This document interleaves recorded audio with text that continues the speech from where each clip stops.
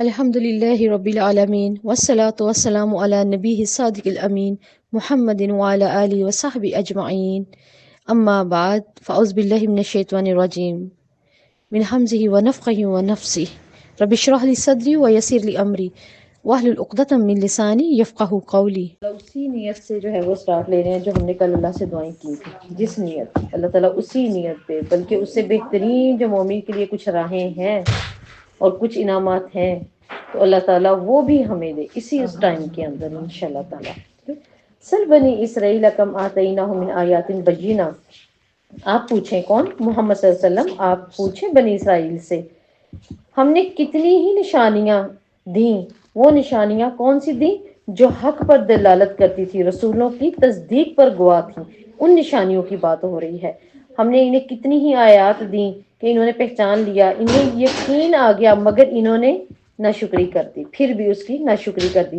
بنی اسرائیل سے اب سوال کرنے کو یہاں کیوں کہا گیا تھا؟ بنی اسرائیل سے سوال سے توجہ دلائی گئی ہے تاکہ مسلمان بنی اسرائیل کی تاریخ سے عبرت پکڑیں. بنی اسرائیل سے سوال کرنے کا یہاں مقصد اللہ تعالیٰ کا یہ ہے کہ سیدنا موسیٰ اور دوسرے انبیاء کے ذریعے ان کے پاس کس قدر دلیلیں بھیجی گئیں، کس قدر دلائل آئے. اور ہمیں اللہ تعالیٰ یہ بتانا چاہ رہے ہیں بنی اسرائیل سے سوال میں نے اس لیے کیا ہے، وہ بھی کوئی بڑی قوم گزری ہے تمہاری طرح. یہ نہیں کہ ہم بنی اسرائیل کی بات سنتے ہیں ہاں ٹھیک ہے ایسا ہوا، نہیں. اللہ تعالیٰ وہ بات ہم ہی سے کر رہے ہیں ہمارے سامنے بنی اسرائیل کو کھول کر. اب سوال کے لیے یہاں بنی اسرائیل کا انتخاب کیوں ہوا؟ وجہ کیا بنی جو اللہ تعالیٰ نے بنی اسرائیل کا انتخاب کیا ہے؟ سارے قدیمہ کی نسبت جو آج بھی جیتی جاگتی قوم ہے نا وہ بنی اسرائیل ہی ہے. اس لیے اللہ نے انتخاب بھی انہی کا ہی کیا ہے. سمانے عبرت اور نصیحت کے لیے سب سے زیادہ جاگتی ہوئی قوم یہ تھی ہمارے سامنے، اور آج بھی ہے. بنی اسرائیل کو کتاب اور نبوت عطا کر کے قوموں کی رہنمائی اللہ تعالیٰ نے تھامی تھی. یہ فریضہ ان کو دیا گیا تھا اصل میں. تو اللہ تعالیٰ انہی کا انتخاب کر کے ان سے سوال کر رہے ہیں. لیکن انہوں نے پھر کیا کیا؟ اللہ تعالیٰ کہہ رہے ہیں کہ میں نے ان کا انتخاب کیا تاکہ ہمیں کوئی سبق حاصل ہو، اس لیے کہ دنیا پرستی علم اور عمل کو چھوڑ کر یہ کہیں اور ہی نکل گئے. اس لیے اللہ تعالیٰ نے ان کے لیے یہ کیا. وَمَن یبدل نعمت اللہ، اور جو کوئی اللہ کی نعمت کو بدل دے، یعنی اللہ تعالیٰ کی نعمت کون ہے؟ جو کوئی اسلام کو بدل دے. کہ کیا کرے؟ کہ ایمان کے بدلے کفر کا راستہ اختیار کر لے، تو اس کے لیے پھر کیا ہے؟ اللہ تعالیٰ کا عذاب ہی ہے جو اللہ تعالیٰ بتاتے ہیں فَإِنَّ اللَّهَ شَدِيدُ الْعِقَابِ. اور اللہ تعالیٰ کیا ہے؟ اللہ تعالیٰ یہاں شعور کیا دلا رہے ہیں لوگوں کو؟ ایمان کی نعمت چھوڑ کر کفر اختیار کرنے کے لیے اللہ کہہ رہے ہیں میں بہت سخت ہوں. پہلے ہی بتا دیے کہیں ہمارا دماغ ہی نہ بنے، اس طرف نہ جائے، ہماری نیتیں ہی نہ ایسی ہوں. تو اللہ تعالیٰ نے پہلے ہی بتا دیا. زُيِّنَ الَّذِينَ كَفَرُوا حَيَاةَ الدُّنْيَا وَيَسْخَرُونَ مِنَ الَّذِينَ آمَنُوا. اور دنیا کی زندگی زُيِّنَ زینت سے کیا کر دی گئی؟ خوش نما بنا دی گئی. اللہ تعالیٰ ہمیں کتنے واضح الفاظ میں بتا رہے ہیں نا کہ یہ واقعی ہی خوش نما ہے. کیا ہم تھوڑا سا ہٹ کے اپنے کسی بھی ٹارگٹ اس قرآن سے، اپنی ترجیحات سے نکل کے دنیا کی طرف جائیں تو کیسے ہے؟ ہم بھول جاتے ہیں سب کچھ ایک دم. اس قدر زُيِّنَ ان لوگوں کے لیے جنہوں نے اللہ تعالیٰ کا اور اس کے رسولوں کا انکار کیا اور ان کے مطابق بسر نے زندگی کی. یہ خطاب ان سے الذین کفروا، اے کافرو حیات الدنیا، کیا ہے تمہارے سامنے جو میں نے چیز رکھ دی تم اسی میں مگر ہو گئے. اور مگر ہونے کے پیچھے ان کی وجہ کیا تھی؟ خواہشات. میری یہ بھی خواہش ہے میں کر لوں، میری یہ بھی خواہش ہے، میری یہ بھی ہے نا. وہ کرتے کرتے کرتے ہر خواہش کو پورے ہونے میں ایک وقت لگتا ہے. اور کل ہی ہم نے بات کی تھی اس درخت کے اوپر چند ہی تو پتے رہ گئے، وہ خواہش کو سوچتے سوچتے پتے گرتے جا رہے ہیں اور ہماری خواہش وہیں کی وہیں ہے. تو اس کا مطلب وہ خواہش جس چیز سے جڑی ہوئی ہے ہم اسی میں مگن ہیں اور اعمال اسی کے مطابق بن رہے ہیں. جو خواہش بن گئی ہے نا اس کو پانے کے لیے وہی کچھ کر کے پہنچنا ہے نا اس ٹارگٹ تک. خواہش بھی وہی بن گئی. تو یعنی اعمال سارے دنیا کے لیے ہو گئے اور پھر اس کا مطلب دنیا میں مگن ہو گئے.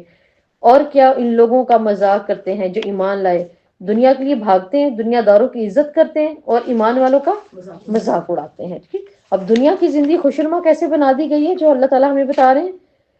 جن لوگوں کے لیے دنیا کی زندگی خوشنما بنا دی گئی انہیں دنیا کی ہر چیز ہی بھلی لگنے لگتی ہے. وہ کبھی نہیں سوچتے یہ فانی ہے، مجھے ضرورت نہیں ہے، میں کیوں اس کے پیچھے اپنا آپ کھپاؤں، اس کے پیچھے سوچیں لگا دی، اپنی طبیعتیں خراب کر دی. نہیں، وہ یہ نہیں سوچتا. پھر وہ سوچتا ہی رہتا ہے. جو آج ہمارے حالات ہو گئے، ایک بات ذہن میں اٹکتی ہے، اٹکی ہی رہتی ہے. وہ اگلے دن تک اپنے جو تمام تاثرات ایک گھر والوں کو بھی خراب کر رہے ہیں، اولاد کو بھی خراب کر رہے ہیں، اور سب سے بڑھ کر آپ اپنا نقصان کر رہے ہیں۔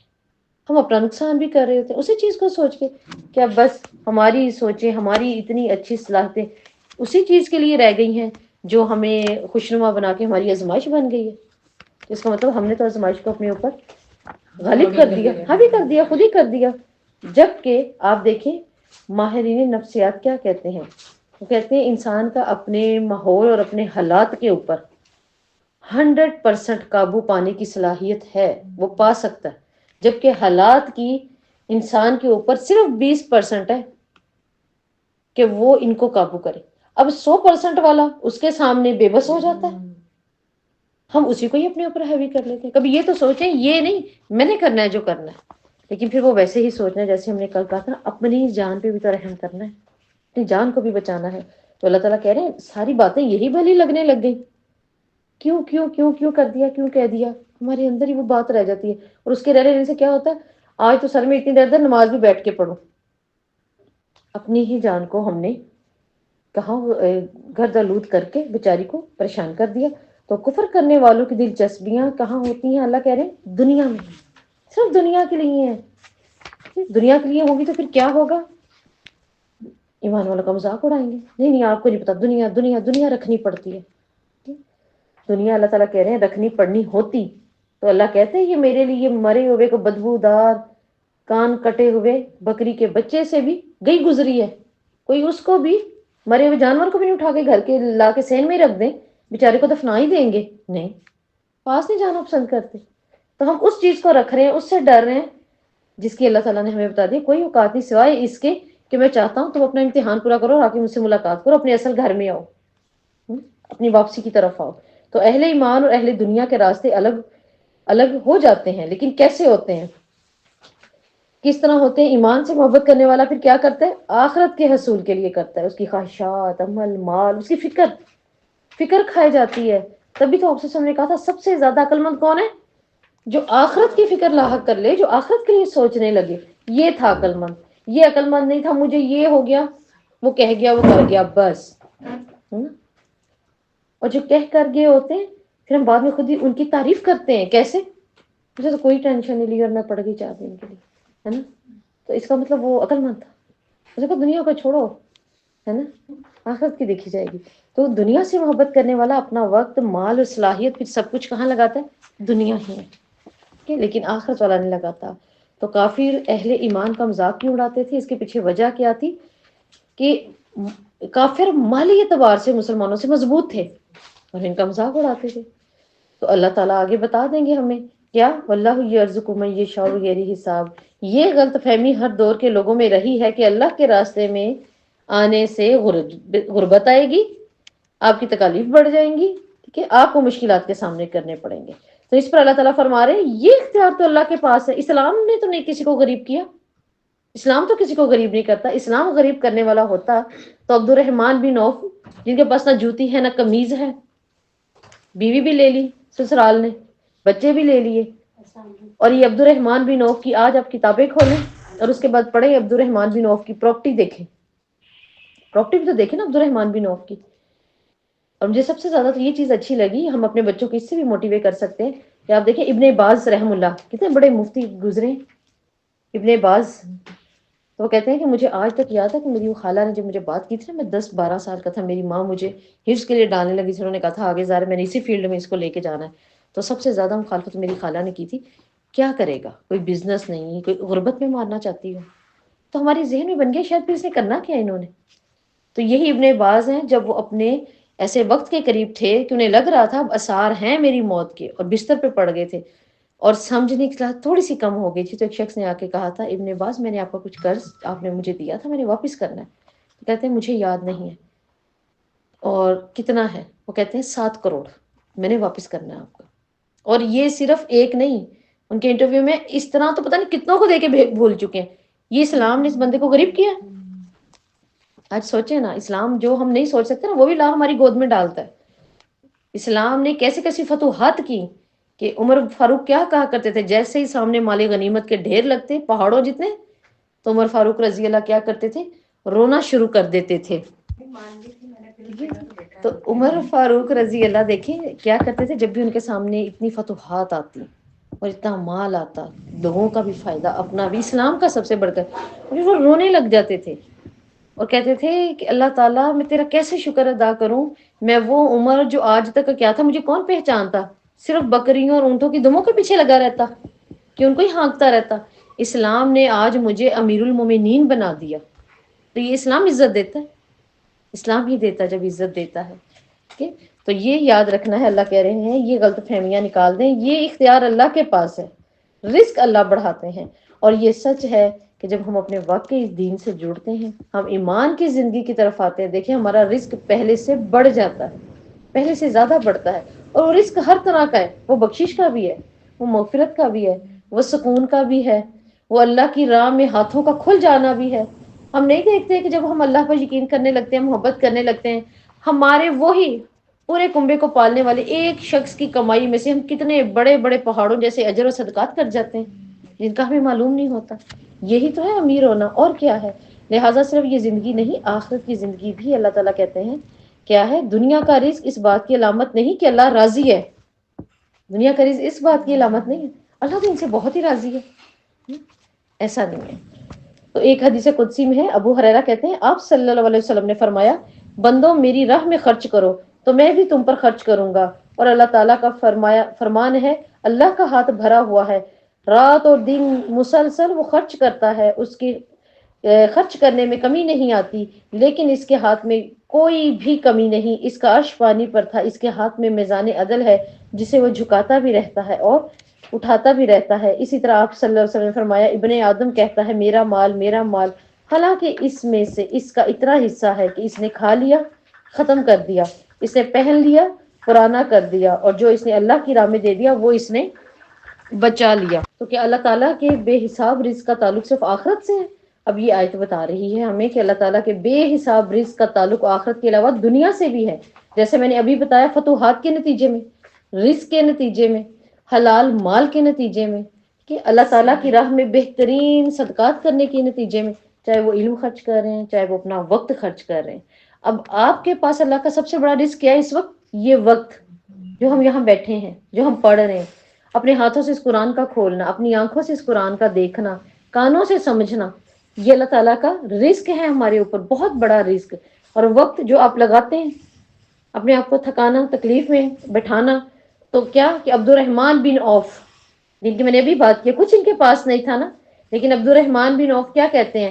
کہتے ہیں اللہ کی قسم مٹی میں بھی ہاتھ ڈالتا ہوں تو سونا بن جاتا ہے۔ اور یہی وجہ تھی کہ عبد الرحمن بن عوف کے لیے ام عائشہ رضی اللہ کہتی ہیں کہ اللہ رب العزت کے رسول محمد صلی اللہ علیہ وسلم نے فرمایا تھا یہ چھلانگے مارتا ہوا جنت میں چلا جائے گا۔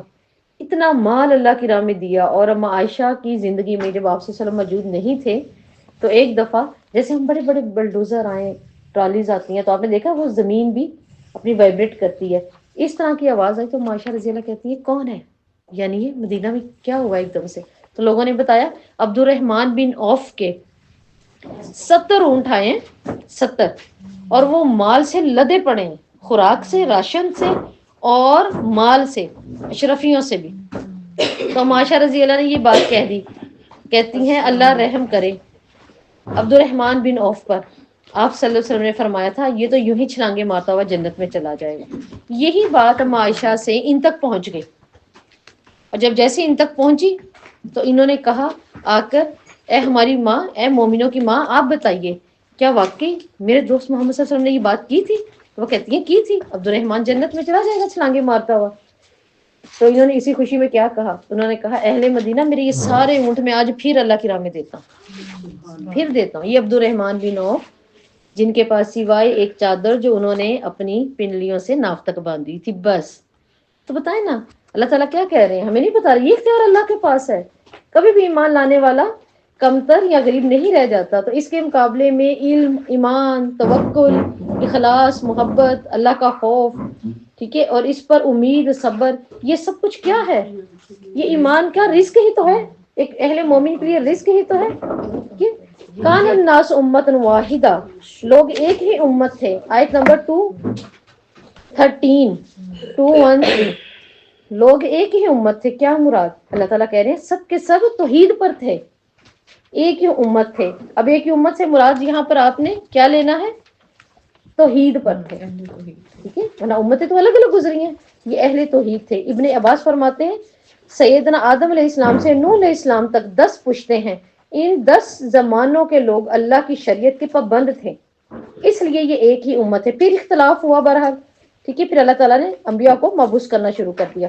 جب لوگ ایک ہی امت تھے تو پھر اختلاف میں کیوں پڑے؟ ابلیس کی کوشش کی وجہ سے. وہ بھی تو ساتھ ہی اترا ہے نا. اور پھر اس نے شرک کو عام کر دیا اس وجہ سے بھی. ٹھیک ہے، پھر اللہ تعالیٰ نے نبیوں کو بھیجا. یعنی انسانوں کی طرف اللہ کی سب سے بڑی رحمت کیا تھی؟ نبی کو بھیجنا کہ ان کو جا کے ڈرا دو، ٹھیک ہے، اور ان کو بشارتیں بھی دے دو، اور اس کے ساتھ کتاب حق کو بھی نازل کیا. ٹھیک ہے، اور اس میں اختلاف نہیں کیا مگر ان لوگوں نے جنہیں دی گئی اس کے بعد کہ ان کے پاس واضح دلائل آ گئے. واضح دلائل آنے کے بعد یعنی انبیاء بھی اور کتابیں بھی آ گئیں، پھر بھی اختلاف کیا. اب بغین بینہم، کہ آپس میں ضد کی وجہ سے. وہ بھی اللہ نے ہمیں بتا دیا ہم کہ کیوں اختلاف ہوا. نبی بھی تھے، کتابیں بھی تھیں، رسول بھی تھے، تو ہم یہی سوچیں گے نا پھر کیوں کیا انہوں نے ایسے. لیکن اللہ تعالیٰ نے ہمیں خود ہی بتا دیا. یہی چیز آج اس امت کے اندر بھی ہے. اللہ تعالیٰ نے ہمیں یہ واضح کر دی. بغیم بینہم، وجہ کیا تھی آپس کے اختلاف کی؟ ضد، فرقہ واریت، حسد، ظلم، یہ تھا. ٹھیک ہے، جو کہ اختلاف کی شکل میں آ گیا. فہد اللہ الذین آمنوا لما اختلفوا فیہ من الحق باذنہ. اللہ تعالیٰ کہتے ہیں ہدایت دی اللہ نے، یعنی اللہ تعالیٰ نے اس امت کے لیے کیا کیا؟ رہنمائی کا سامان فرما دیا. کس چیز میں؟ جس میں انہوں نے اختلاف کیا تھا، باذن، اپنے حکم سے، یعنی اپنی رحمت کے لیے معاملہ آسان کر دیا. اللہ تعالیٰ نے اختلافات میں اپنی مشیت سے یہودیوں اور عیسائیوں کے درمیان جو اختلافات تھے کہ ان میں مسلمانوں کو حق کی رہنمائی دے دی. دیکھیں کہ آج ہمیں حق کی رہنمائی نہیں مل گئی. عیسائیوں کا کیا عقیدہ ہے؟ عیسیٰ کو اللہ مانتے ہیں. اللہ نے ہمیں رہنمائی دے دی ہے. وہ دیکھیں انشاءاللہ کیسے زبردست الفاظوں میں آگے سورہ ال عمران میں کھلے گی. یہودی حضرت عزیر کو اللہ کا بیٹا کہتے ہیں. اللہ تعالیٰ نے ہماری کر دی. اللہ کے بیٹے ہوتے ہیں. ایک اللہ کے بیٹے کو اتنا بھی اختیار نہیں ہے کہ رب کو، الہ ہونے والے کو، کہ وہ 100 سال تک پڑا رہا، آدھی چیزیں گھس گئیں اور آدھی تازہ ہیں. الہ تو ایسے نہیں ہوتے، وہ تو اللہ کے نبیوں میں سے تھے. تو اللہ تعالیٰ کہتے ہیں میں نے ان کی رہنمائی فرما دی. ٹھیک ہے، واللہ یہدی من یشاء الی صراط مستقیم. اللہ جس کو چاہتا ہے سیدھے راستے کی طرف ہدایت دیتا ہے. اب اللہ تعالیٰ نے مخلوق پر حجت قائم کرنے کے لیے نا انہیں سیدھے راستے کی دعوت دی. اگر یہی کام چلتا رہتا تو پھر چلتا رہتا. اب اللہ نے حجت قائم کی. یہ حجت اللہ نے قائم کر دی. قرآن آج ہمیں معلوم ہو گیا صحیح بات کیا ہے. اب حجت قائم ہو گئی ہے. دعوت دے دی اللہ نے تاکہ ہم نہ کہہ سکے اللہ تعالیٰ کیا تھا، ہمیں نہیں سمجھ آ رہی تھی، وہ یہ کہہ رہے تھے، وہ یہ کہہ رہے تھے. ہمارے تو گھر کے بچے الگ سے 2 پارٹیز ہوں تو ہم کہتے ہیں ہم نہیں سمجھ سکتے تمہیں، چھوڑ دیتے ہیں انہیں. تو یہاں امتیں ہیں، قوم ہے، قیامت تک کا سلسلہ تھا، تو اللہ تعالیٰ یوں ہی ہمیں چھوڑ دیتے. کتنا آسان ہوتا نا ہمارے لیے. مجھے تو نہیں معلوم کہ ایسا نہیں ہوتا ہمارے گھروں کے قریب ہی یہاں رہتے ہوئے ہمیں تو نہیں معلوم یہاں کلاس ہو رہی ہے اور انسان کس قدر پریشان ہوتا ہے. اچھا ایسا بھی تھا، جیسے میں خود سوچتی ہوں اکثر، ایک خاتون میرے پاس آئی اور وہ میری ہی گلی میں 4 سال رہ کر گئی ہیں. ایسا ہو سکتا ہے ہم نے کوئی گھر چھوڑا تھا ان 10 سالوں میں؟ ہر مہینے پمفلٹ جاتے ہیں، بورڈز لگتے ہیں، سب کچھ ہو رہا ہے، بچوں کے مختلف سمر کیمپس ہوتے ہیں، سارا کچھ ہو رہا ہے. ایسا کیسے ہوا؟ مجھے بہت حیرانگی ہوئی. اور ہو سکتا ہے واقعی نا ان تک وہ بات پہنچی ہو، گھر کے کسی اور فرد تک جاتی ہو چیز یا اندر تک ان تک نہیں پہنچتی، کچھ بھی ایسا. لیکن ایک بہت حیرانگی کی بات نہیں تھی کہ 4 سال سے کہتی مجھے بالکل نہیں پتا. میں اب یہاں سے جب گھر چینج کر لیا، میں نے اپنا گھر بنا لیا ہے دوسری سوسائٹی میں، وہاں مجھے پتا چلا تھا یہاں بھی کچھ نصیب میں تھا ان کے، انہوں نے ادھر آنا تھا. اللہ نے ہمارے اجر کو ختم نہیں کیا جو ہم نکلتے تھے. اب وہ دوسری سوسائٹی سے آ رہی ہے، میں کہتی ہوں میں نے 4 سال یہاں رہی، 4 قدموں پر. تو میں کہتی ہوں بس یہی سوچ کے شکر ادا کیا کریں، یہ اس تکلیف کا اجر ہے باپ کے لیے. اللہ نے یہ اجر بڑھانا تھا جو آپ نے وہاں سے یہاں آنا تھا، اللہ نے آپ کا اجر زیادہ کرنا تھا. تو اللہ تعالیٰ نے ہمارے لیے کوئی حجت نہیں چھوڑی کہ ہم اپنی خواہشات میں زندگی گزار لی اور مزے سے اینڈ پہ جا کے اللہ تعالیٰ نہیں پتا چلا. بہت دل چاہتا تھا، بہت دل چاہتا تھا، لیکن پتا نہیں تھا ایسا نہیں ہوگا. تو اللہ تعالیٰ نے اپنے بندوں پر صراط مستقیم کے لیے کیا راستہ کھولا. ابھی ساتھ میں ایک اور چیز معلوم ہو رہی ہے، ایک اور بات ہے، اپنے بندوں میں سے کیسے اللہ تعالیٰ کس کو صراط مستقیم کے لیے چنتا ہے، اگر وہ چنتا ہے تو کھول اس نے دی ہے جی، جو حق پر چلنا چاہتا ہے، جو خود چاہتا ہے اللہ تعالیٰ مجھے بھی معلوم ہو کہ بس میں پڑھتا رہوں، میں تلاوت ہی کرتا رہوں، لیکن آپ نے پھر بھی تلاوت کا ایک اپنا اجر ہے، محفوظ اجر ہے. آپ نے یہ جو بات میں آپ سے کہتی ہوں نا کہ عابد پر عالم کو فضیلت ہے، کیسی؟ جیسے چاند کو تاروں پر. دوسری حدیث جیسے محمد صلی اللہ علیہ وسلم کو ایک عام ادنا شخص پر. کتنی بڑی فضیلت ہے نا یہ علم سیکھنے کو. تو عابد یہاں بھی عابد بن جاتے ہیں ہم، اور پھر اس حدیث کو ہم اپنے لیے سوچیں جب ہم کہتے ہیں نہیں میں دورہ قرآن نہیں اٹینڈ کر سکتے، میں کوئی بھی کسی کی پیر کی، بدھ کی، یا جمعرات کی کلاس اور یہ میں نہیں کر سکتی کیونکہ میرے اپنا رک جاتا ہے. ٹھیک ہے، یا رمضان میں ہم نہ نکلے غور و فکر کے لیے یہ سوچ کر کہ میں نے اپنا پڑھنا ہے قرآن. یہ اپنا کون سا ہے؟ ویسے مجھے اپنے کی تو سمجھ نہیں آئی کہ اپنا کون سا ہے. اپنا قرآن تو ایک ہے، ہاں اپنے سے مراد یہ ہوگا نا جو میں سمجھتی ہوں ہم پوری زندگی کرتے رہے، یہ جو ہم نے 3 سے 4 ٹارگٹ بنایا تھا بس چونچے مار کے کر دینا مکمل، دن رات بس وہ پورا کرنا ہے. ٹھیک ہے، تو اس سے بہتر ہے عابد ہونے سے آپ عالم بن جائیں، سیکھنے سکھانے والے بن جائیں. اس لیے اس کی فضیلت زیادہ ہے. ٹھیک ہے، تبھی معلوم ہوگا کیا جب سے ہم نے ان چیزوں سے جڑے، اللہ نے جوڑا الحمدللہ، اللہ سب کو جوڑ دے، سب کے لیے آسانیاں کرے.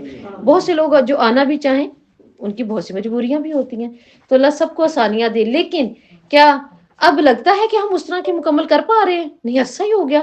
وہ جو 3 3 2 2 ہم نے مکمل کرنے ہوتے تھے نہیں کر پاتے. کیوں؟ آپ صلی اللہ علیہ وسلم نے کیا فرمایا کہ تمہارے 200 نوافل سے بہتر کیا ہے ایک آیت کا سمجھ کر پڑھ لینا. 100 سال کی عبادت سے، روایات میں یہ بھی آتا ہے 100 سال کی عبادات سے، بیٹھے عبادت کرتے رہنے سے بہتر کیا ہے 2 آیات کا سمجھ کے پڑھ لینا. تو وہ جو میرا ہے اسے بہتر نہیں ہم سیکھنے کے لیے، سمجھنے کے لیے نکلے، اور میرے کا بھی شوق پورا کریں، وہ بھی کریں. وہ بھی میں اب کیسے کریں میں آپ کو آج ہی بتاتی ہوں. اللہ تعالیٰ نے بس ذہن میں صبح صبح ڈالی انشاءاللہ، اب تاکہ میرے لیے بھی اللہ اس کا عمل آسان کرے، آپ کے لیے بھی. اب آپ نے کیا کرنا ہے کہ آپ نے آج سے شروع کر لیں، چاہے کل سے شروع کر لیں. ٹھیک ہے، 30 رمضان تک کیا ہوگا اگر ہم اپنا شروع کرتے. ٹھیک ہے، تو اپنے میں پھر بھی ہم 7 دن، ہمارے 8 دن کہیں نہ جاتے، پھر سٹاپ. تو آپ اس کو پورا کریں نا، اگر میرا کیا تو پورا کریں. آپ نا اپنے گھر پر آڈیو میں چلا دیں، روزانہ کا 1 پارہ چلا دیں. رمضان بھی ہے، آپ سننے کا فرض کا اجر بھی لیں گے. آپ کا وہ بھی، یہ جو شوق ہے نا ہمارا، اور واقعی ہوتا ہے وہ کبھی کبھی بات یاد آتی ہے ہم کتنا پڑھ لیتے تھے، وہ شوق پورا کرتے ہیں نا ہم اپنا. کیوں نہ ہم کریں انشاءاللہ، بولے انشاءاللہ. اپنے گھروں میں 1 پارہ لگائیں. آپ کو اگر وہ ڈیز آتے ہیں کہ آپ نہیں کر پائی، چھوڑنا ہی تھا نا، اب تو نہیں نا چھوڑا، چلنے دیں، مزے سے چلنے دیں. بلکہ بچوں کو کہے آپ کھول لو، وہ پڑھ رہا ہے آپ دیکھتے جاؤ، چاہے بیٹھ کے 3 آیتیں دیکھ کر چلے جاؤ. قرآن ایسی جگہ پر رکھ دیں، آتے جاتے صبح سٹارٹ کریں، ہسبینڈ جا رہے ہیں آفس کے لیے وہیں سے قرآن اٹھائیں، آپ دیکھ لیں اس پر سے بس 1 آیت دیکھ کر جاتے جاتے دیکھ کر چھوڑ جائیں، رکھ جائیں. جو جا رہا ہے یہ 1 آیت کھول کے دیکھ جاؤ، چلے جاؤ. ہو جائے گا نا، آسان ہے انشاءاللہ. ٹھیک ہے نا، ذرا ایکٹیو ہو کے انشاءاللہ کے نا. ہاں انشاءاللہ تعالی اللہ کروائے گا، اللہ نے چاہا تو اللہ کروائے گا ہم سے. تو ہمارا یہ شوق پورا ہو جائے گا. آپ تراویح میں قرآن سنیں گے مکمل، آپ اپنے دورہ قرآن میں قرآن کو کریں گے. اس کے بعد آپ نے جو اپنے گھر پہ وہ جو ذاتی تھا نا میرا کہ میں نے بھی مکمل کرنا ہے، وہ آپ کی نیت پہ آپ نے نہیں کیا، گھر کے سننے والے 10 لوگوں نے سنا، ان 10 لوگوں کا اجر بھی آپ نے لیا. گمان کر رکھا ہے کہ تم جنت میں تو انشاءاللہ ہمارے کم از کم 3. اس لیے تو رمضان کو برکت والا مہینہ کہا گیا نا کہ ماہ رمضان کیا ہے برکتوں والا. کیوں؟ ہم کبھی زندگی میں 20 دن 2 3 قرآن نہیں پڑھ سکیں گے، نہ سن سکیں گے، کبھی بھی نہیں. سن لو اللہ کی مدد ہے نا. آپ ایک کھڑے ہو کے سنتے ہیں، کتنا پیارا عمل کرتا ہے یہ مومن، کھڑا ہو جاتا ہے اللہ کے آگے سرنڈر کر لیتا ہے. اور ایک آپ غور و فکر سے بیٹھ کے پڑھتے ہیں، جب اچھا نیند کا ٹائم ہوتا ہے کتنی نیند آتی ہے، بہت نیند آتی ہے نا. تو مجھے پتا اللہ جیسے مجھے صرف محض گمان پر، اور ہمارے گمان آج آپ نے دیکھے کہ پھر اس کے بعد آپ اپنے لیے بھی کچھ پڑھتے ہیں کہ اگر وہ لگا دیں گے آپ وہ تو لگا دے رہا صبح ہی لگا دے، وہ صبح صبح ہی چھوڑ دے لگا دے، جو رہ جائے گا تو پہلے چل جائے گا. اپنے مکمل کر لیں، قرآن ڈاؤن لوڈ کریں خوبصورت آواز میں، اس کی سپیڈ کو تھوڑا تیز کریں نہیں ہوگا اگر ہم کہیں کہ ہم محمد اور جلدی سے جو ہے اپنے قرآن مکمل کریں. یہ شوق اس طرح انشاءاللہ ہمارا اللہ تعالیٰ پورا کر دیں گے ہمیں. تو یہ ہے اللہ تعالیٰ کی آگ نہیں چاہے گا خواہش کرے گا سوائے معاملہ آسان کروں گا. وجہ کیا ہے؟ اس کو چنوں گا، ہم انبیاء کی اولاد ہیں، اور رمضان میں تو ویسے ہی ہر گھڑی کے اندر فرشتوں کا نزول، اور جہاں قرآن نبی سارے تو ہمارے پاس تھے، کتابیں تو ہمارے پاس تھیں. تو یعقوب جو تھے وہ کون تھے؟ حضرت ابراہیم کے بیٹے. تو ہم تو ادھر سے ہیں، ہم تو اعلیٰ بیٹے میں سے ہیں. تو کیا ہے کہ ہم کیا کریں گے؟ ہم بنی اسرائیل ہیں، ہمیں دوزخ نہیں چھو سکتی. اور ہم آج کیا کہتے ہیں؟ نہیں، کلمہ پڑھنے والے کو تو دوزخ چھو ہی نہیں سکتی. یہ تو آپ لوگ ڈراتے ہیں صرف، یہ محض گمان ہے. ٹھیک، سب کچھ کرنے کے بعد اللہ غفور الرحیم ہے، یہ محض گمان ہے. کچھ کر کے بھی تو دکھائے نا. چلے نہ ہونا تو بات کی بات ہے، اللہ اپنی کتاب میں کہہ رہے ہیں میں کوشش بھی تو دیکھوں، کوشش بھی تو ہونی چاہیے. تو چنانچہ یہاں اللہ تعالیٰ بتا رہے ہیں جنت کی اصل میں قیمت کیا ہے. جنت کی قیمت کیا ہے؟ انسان کا اپنا وجود. یہ ہے جنت کی قیمت. جب وجود ہی نہیں لگانا، جب کچھ کرنا ہی نہیں، تو پھر جنت کہاں سے؟ جس نے اپنا آپ وجود لگایا، اپنا آپ اپنے رب کی خاطر ختم کر دیا، اپنی رب کی رضا کے لیے اپنا آپ بچھا دیا، تو پھر اس کے لیے ہے نا جنت لائی جائے گی. کتنا پیارا یہ قول ہے نا ہمارے لیے، ہم مسلمانوں کی تسلی کے لیے. جہنم میں تو اللہ تعالیٰ قرآن میں کہتے ہیں نا گھسیٹ گھسیٹ کے پیشانیوں سے لے کے جانے، وہاں تو لے جایا جا رہا ہے. لیکن مومن کی کس قدر خوبصورت مہمانی ہو رہی ہے، جنت کو پیش کیا جائے گا، وہ خود آئے گی. کیا آپ کے گھر جب مہمان آتا ہے تو آپ اندر کمرے میں بیٹھتے ہیں، چابی باہر لٹکی ہے کھولے اور آئے اندر ہمیں ملے؟ آپ خود پہنچتے ہیں. تو اللہ تعالیٰ نے یہ مہمانی رکھی ہے، میزبان اللہ ہے. تو اللہ کی میزبانی بہت خوبصورت ہے. تو یہاں جنت کی قیمت اللہ تعالیٰ کہہ رہے ہیں یہی ہے کہ وہ اپنا وجود اور مال اپنے رب کے لیے لگا دے. سورہ توبہ کی آیت نمبر 111 کے اندر بھی اللہ تعالیٰ نے کہا ان اللہ یشتری من المؤمنین انفسهم، اللہ تعالیٰ نے مومنوں کی جانیں اور مال خرید لیے ہیں بدلے جنت کے. تو آج یہ مت سوچے یہ میری جان، ٹھیک ہے، یہ میرا مال، نہیں، آپ دے چکے ہیں، ہم نے دے دیے اللہ کو. کس لیے دے دیے ہوئے ہیں؟ جنت چاہیے. جب اب اللہ تعالیٰ خود کہہ رہے ہیں میں نے دے دیے، میں نے لے لیے ان سے، تو یہ کافی نہیں ہے سوچنے کے لیے کہ آج ہم کیا سوچ کے اللہ کی راہ سے روکیں. آج ہم کیا سوچ کے اپنی جان کو جو ہے وہ صرف اپنی خواہشات اور دنیا میں کھپا دیں. یہ نہیں سوچا کہ یہ اللہ نے لی ہوئی ہے. جب کسی سے سودا کر لیا ہے تو پھر آپ کی مرضی کیا ہے اس چیز پر؟ آپ کی مرضی نہیں ہے. اب نہ میری مرضی ہے نہ آپ کی، اب اللہ کی ہے، اب صرف اللہ کی ہے. اور انشاءاللہ اللہ ہمیں یہ توفیق دے کہ ہم اس کا معاملہ اللہ سے ویسا ہی کریں جو اللہ نے ہمارے ساتھ کیا ہے. اس کا وعدہ جنت ہے اللہ کے ہاں، ٹھیک ہے. حالانکہ ابھی تم پر ایسے حالات نہیں آئے جو اس سے پہلے آ چکے. اس سے پہلے کیا تھا؟ لوگوں کے اوپر کیا کیا ظلم ڈھائے گئے اسلام لانے کے لیے، نبیوں کے اوپر کیا کیا ظلم ڈھائے گئے. دیکھیں جب ہم یحییٰ علیہ السلام کا پڑھتے ہیں کہ انہوں نے جا کے ایک دم سے اپنا لی درخت کے پیچھے، تو یہی کافی نہیں سوچنے کے لیے کہ انہیں کس قدر آ کے ایک دم سے خفیہ طریقے سے اسی درخت کو یوں چیرا تھا تو ان کے بھی 2 ٹکڑے یوں درخت کے لکڑیوں کے ساتھ ہو گئے. کنگیاں ہوتی تھی پہلے جو اندر گھسیڑ کے اندر سے گھما گھما کے نکالی جاتی تھی، ہے نا، اندر سے گھما گھما کے نکالی جاتی تھی. اللہ اکبر کبیرہ. ایسے ایسے انسٹرومنٹس ہوتے تھے، وہ بند ہے، ٹھیک ہے، بند ہے. اس کو سیدھا آنکھ کے اندر کیا، پیچھے سے اس کو یوں یوں کھولنا شروع کیا. وہ جب اندر سے کھلے گا تو اسے تو کھلنا ہے اپنی پوری طاقت کے ساتھ، جبڑوں میں ڈالے جاتے تھے. یہ کیا تھا؟ لیکن انہوں نے اپنے ایمان سے نہیں پھرے. اللہ تعالیٰ ہمیں دین اور دنیا کی آزمائش سے بچائے. اللہ تعالیٰ ہمیں ایسی آزمائشوں سے بچائے. اور اللہ ہماری یہی استطاعت ہے، اللہ جو ہم کر رہے ہیں اس کو قبول کر لے. صرف یہ کہ یہ صرف خالص اللہ کے لیے ہے. تو کون سے حالات جو انسان کو جنت کی طرف لے جاتے ہیں؟ جب گھبرا کر انسان اپنے رب کی طرف رجوع کرے تب اللہ تعالیٰ انسان کو جنت کی طرف لے جاتے ہیں. تو اللہ کہتے ہیں ان کو کیا پہنچی؟ تنگیاں پہنچی ہیں، ترشیاں پہنچی ہیں. یہ صرف ہمارے ساتھ تو نہیں، اللہ یہ بھی پہنچ گیا، یہ بھی پہنچ گیا، اس سے پہلوں کے ساتھ بھی تھا. تو دیکھیں پھر اس آیت سے کیا معلوم ہوا؟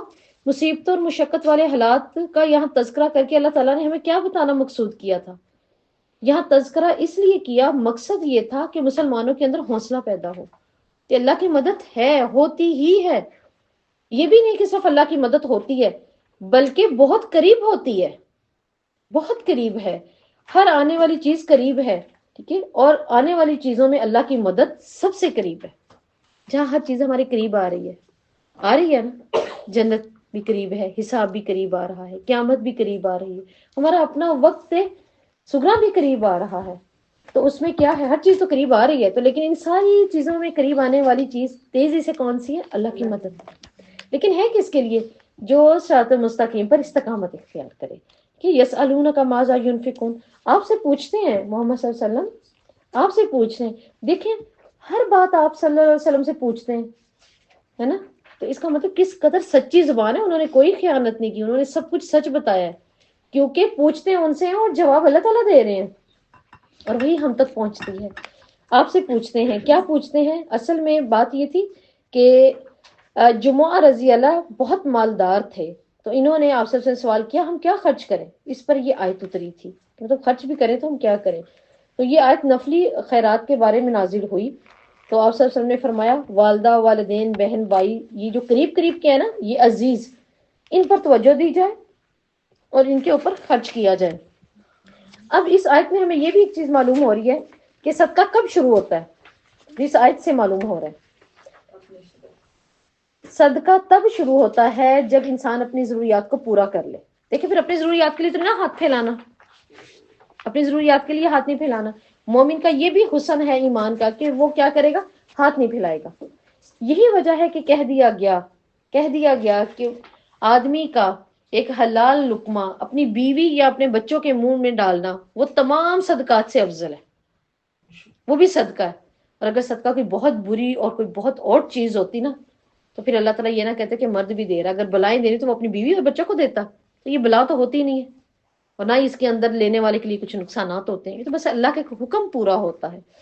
صدقہ کا روٹ ورڈ کیا ہے؟ صدق۔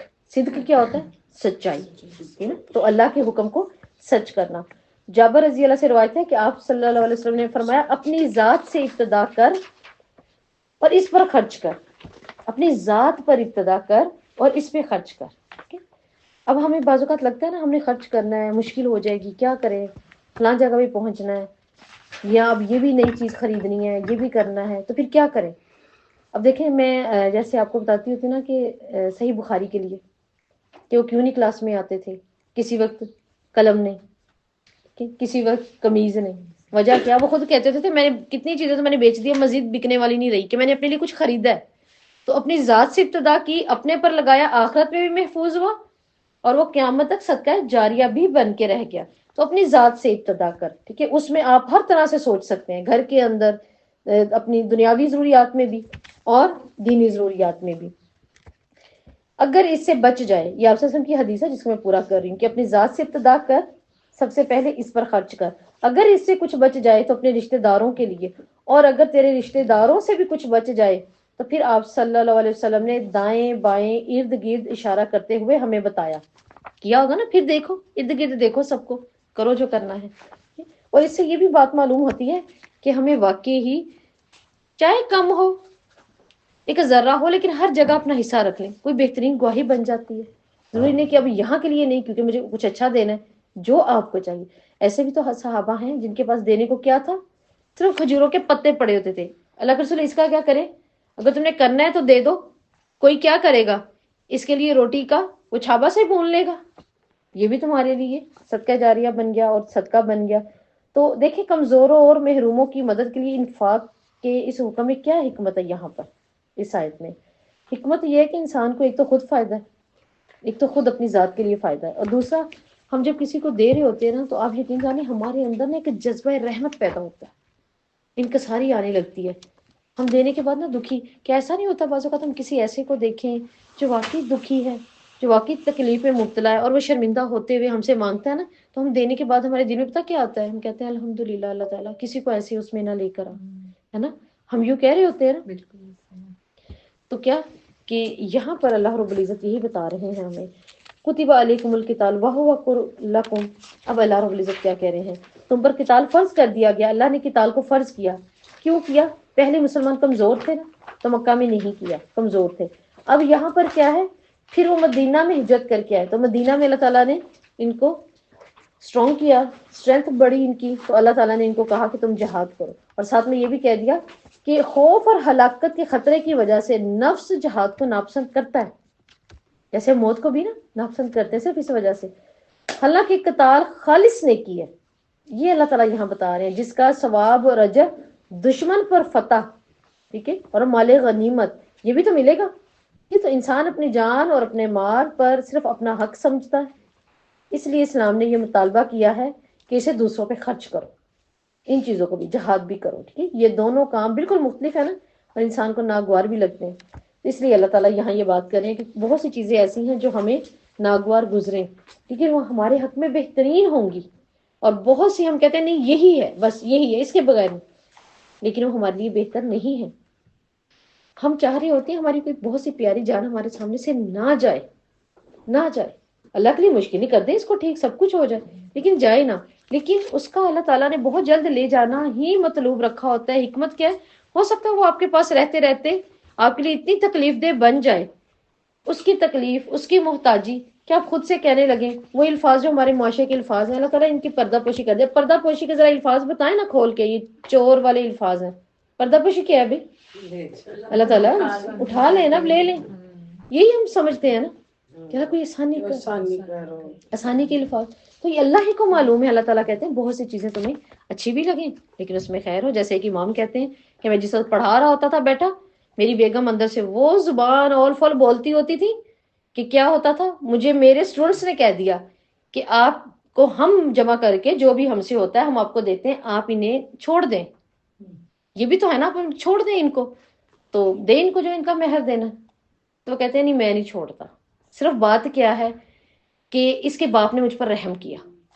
اس کے باپ نے جب میں نے ہاتھ مانگا، اس کے باپ نے مجھے دی نا اپنی بیٹی، وہ نہ دیتا تو آج میں کہاں ہوتا، نہ میرے پاس گھر ہوتا نہ بیوی ہوتی.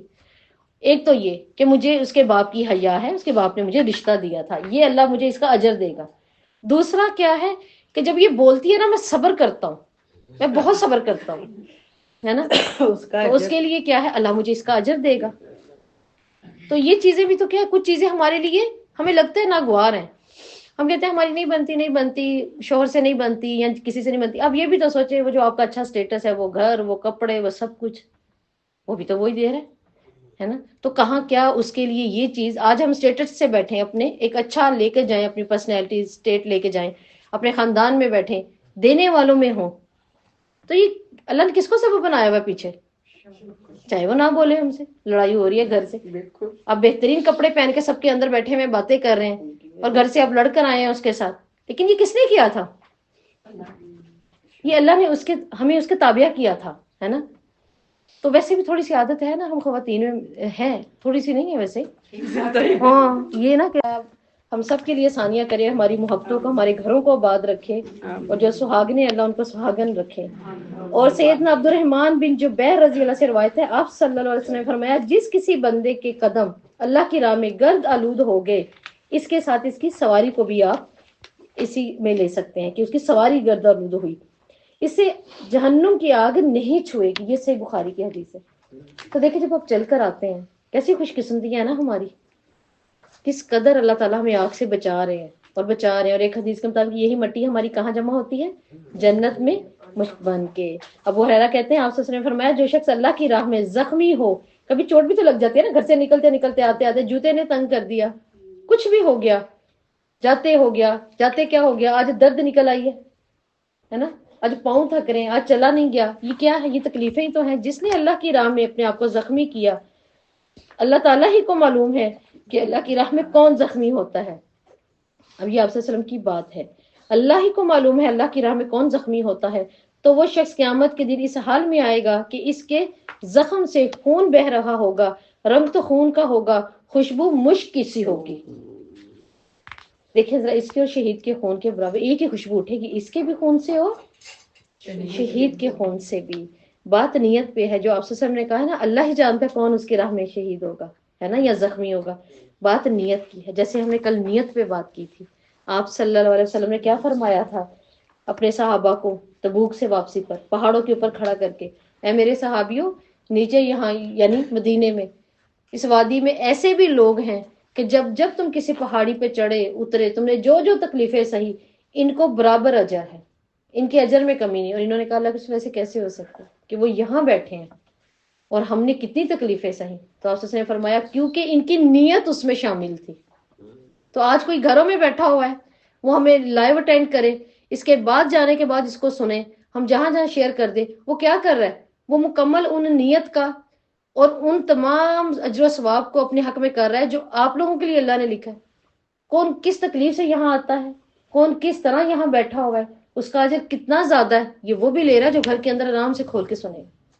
ٹھیک ہے. نیتیں یاد ہے کل کی آتے ہوئے کی تھی، نفل پڑھ کے آیا کریں نا صبح.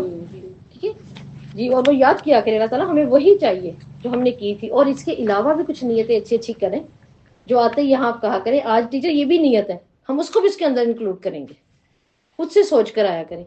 ٹھیک ہے، کل سوچ کر آنا ہے کہ میں نے یہ نیت کی. اپنے الفاظ کو وسعت دیں نا، اپنی نیکی کو وسعت دیں گے ہم. تو آپ نے کیا کرنا ہے، کل سوچنا ہے کہ میری یہ بھی ایک نیت